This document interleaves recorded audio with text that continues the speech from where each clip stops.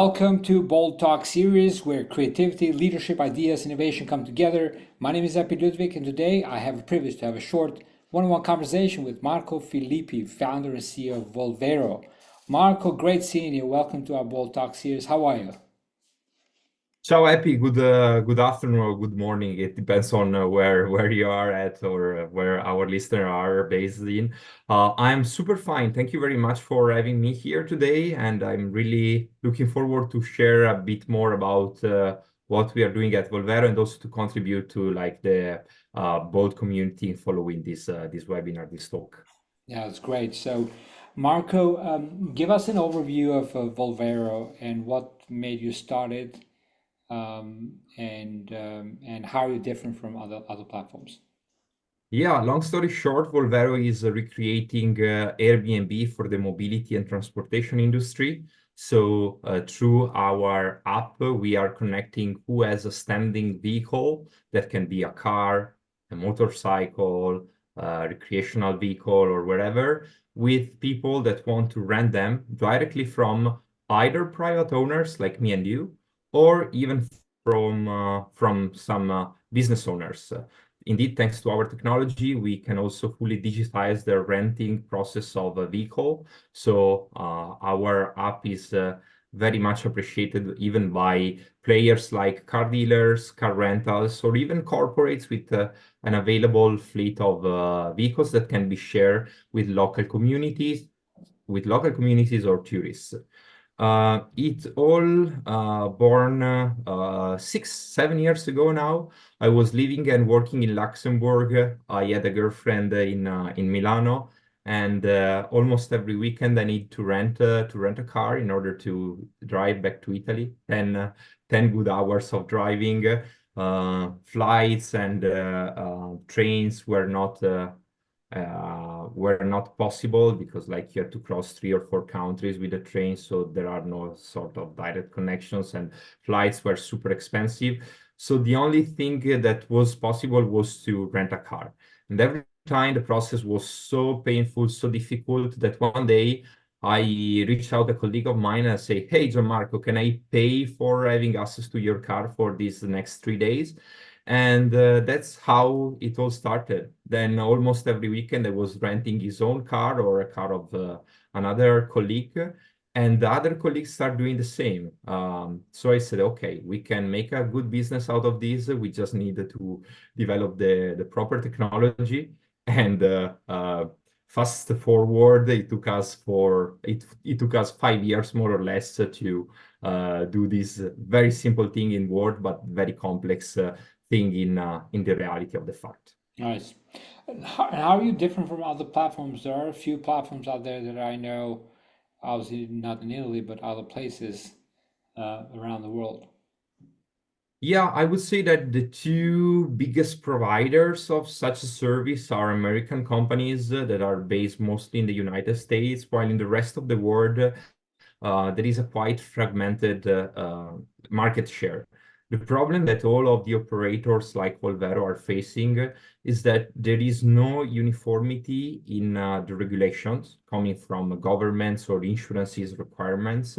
So it's very difficult to scale Volvero in other countries.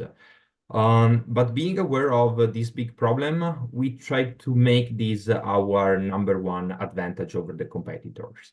Indeed, since the day one, even before starting developing the technology, developing the app, or developing the business model, we invested relevant effort in developing a solid insurance policy that could have back us not only in the first country, which is Italy, but also in other countries.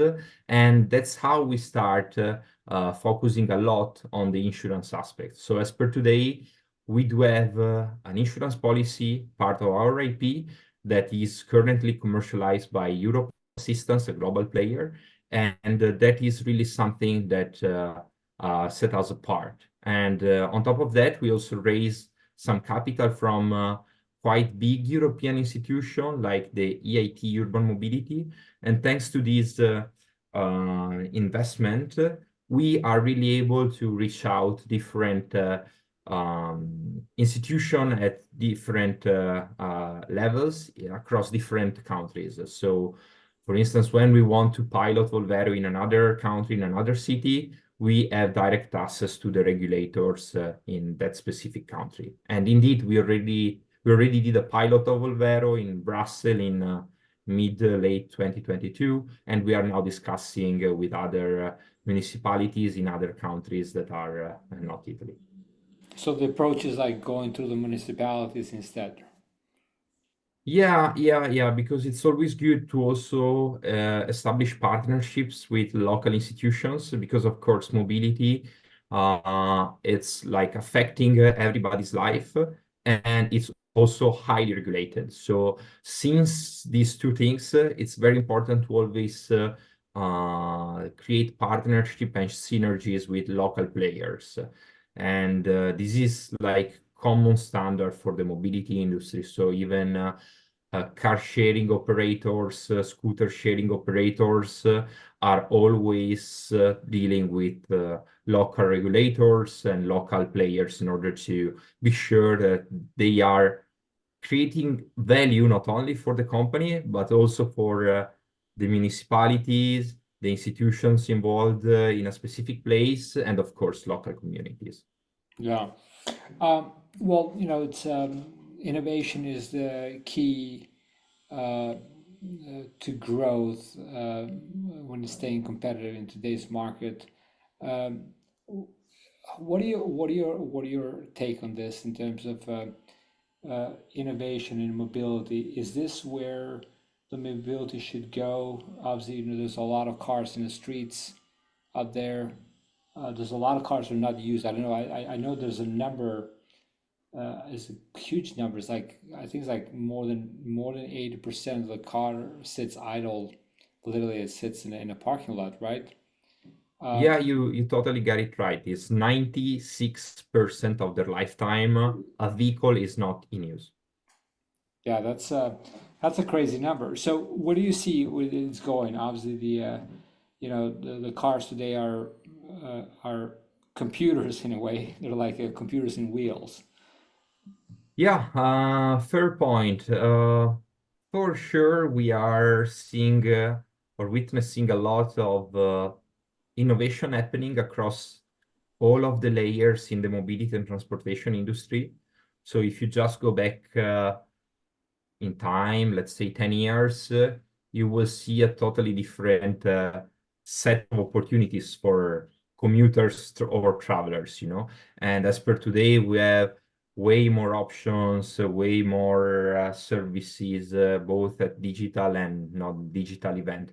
The problem is that the market is so different, so huge, and is affecting, as said, everyone on on the planet, or almost everyone, that it's very difficult to have a few services that can deliver it all. Because even for the same need, for the same specific need, let's say I want to rent a car and drive it for one day, what you are doing in northern Italy is very different from what you're doing in southern Italy, which is very different from what you're doing in India or in the United States, you know? So for the same necessity, you have totally different ways to propose solutions. For instance, if you are in India, you are not even driving the car, so you will get a driver driving you around for one day. If you are in the United States, probably it's most likely that you are looking for a bigger car or a sort of upscale car. If you are maybe in the context of a small Italian town, you are really looking for a very small car that is easy to park in the narrow streets of Italy. So innovation plays a crucial role here, especially when it comes to data collection and data analytics, because understanding exactly uh, the the needs of the people and how people are solving these needs across different scenarios, it's super relevant. Yeah. Now, how do you balance the short-term innovation goals with long-term strategic objectives? Short-term innovation should always like be a sort of connecting step to your longer vision as an entrepreneur or as a company. So I always like, to try to understand where we want to be in 10 years now as Volvero, or even in my personal life, for instance. And then from that point, I try to go back in time and to understand which are the small steps that I need to make in order to go closer to get closer to that point. In our case, we are completely aware that the next steps that we need to invest in are working a lot on the insurance product, of course, working a lot on simplifying all of the aspects related to the customer journey and user experience of the people, and also try to see if we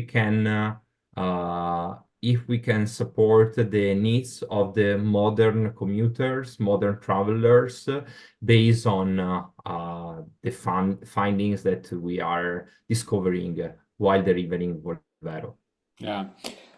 Obviously, the growth is it's always difficult, especially when you reach a certain level. What strategies are you using to attract and retain users?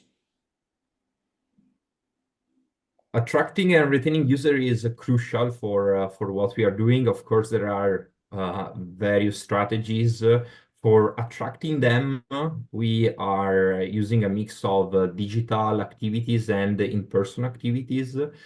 So it's not just about, okay, we are a technology startup and we just do Facebook ads, but we are also doing a lot of fun things in the streets of like the cities. Like last Saturday, we were paying for Aperol Spritz, a very typical drink in this area of Italy, I love to those. all of the, you know it. In the street of it, we were like offering spritz to everyone passing there, in order to let them know what Volvero is. And the motto was, okay, have these spritz, but then don't drive and wait till the next day before renting a car on Volvero. Okay. And yeah, there are a lot of things also for retaining customers. Of course, we are using some traditional techniques like giving back some credit based on the previous uses, or also implementing a referral system to attract more customer via current customers. So Nice. these things, are quite. Mix of different things, always trying new things, right? So when you try new things, obviously there's always a failure waiting for you, right? What is your approach to failure when trying new things? Oof, tough question. So at the very beginning, I lived failure as something like very negative, in the sense that like I like I as Marco at the very first days of the journey, or I as Volvero more recently, was not able to properly do something. And then like gradually you discover that like there cannot be success without failure, because it's simply impossible that you get it right at the first attempt, or maybe it's possible, but the chances there are so small that it's almost impossible. That you really need to try new things, new features, to try new marketing techniques, for instance. So then you start leaving failure as a normal point in your daily life activity, and at the certain after a while you don't care much about it. You just accept it. You know that it's there, and when something is not working as expected, you just say, okay, we tried this, it's not working. Why it's not working? And we will do something different, or we will do the same but in a different context. So it's a time for really improving yourself, or improving your user experience. Nice. Um, you've been to our Bold Awards in Italy, in Venice. How would you rate 1 to 10? 1 the worst, 10 the best. I would say it was a great event.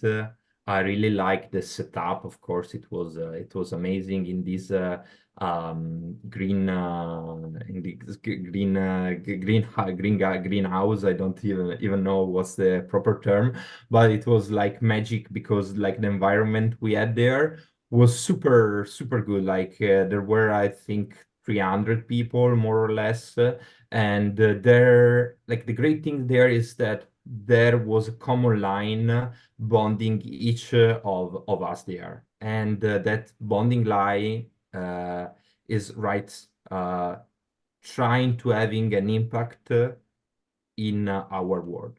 And like there were super famous and super successful people there, super successful entrepreneur, as well as someone in their very early stage. And I think that's a great moment for both of them to connect in order also to try to understand how can they further create impact. So it's not just about having a massive impact, like the one that the super successful entrepreneur or the super successful politicians might be having.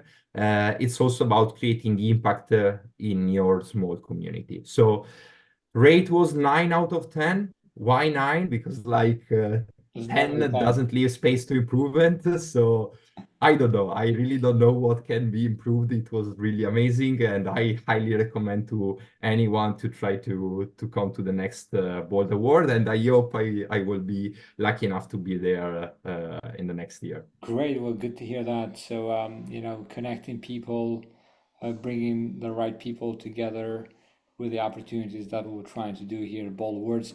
Now, what does a word bold mean to you?